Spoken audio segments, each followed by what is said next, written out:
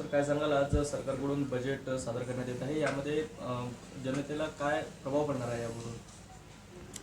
या बजेटचं मेन लक्ष विकसित भारत आणि स्वर्णिम भारताचं जे भारताच्या पंतप्रधानांचं जे ध्येय आहे त्या अनुसरून हे बजेट देण्यात आलेलं आहे.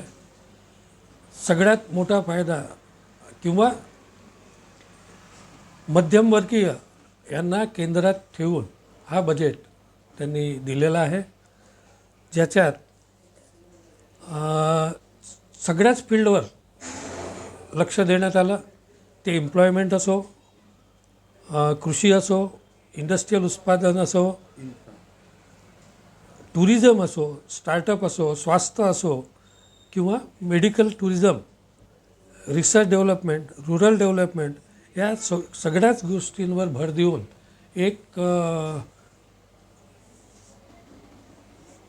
चांगलं बजेट पुष्कळ वर्षानंतर आपल्याला पाहायला मिळत आहे.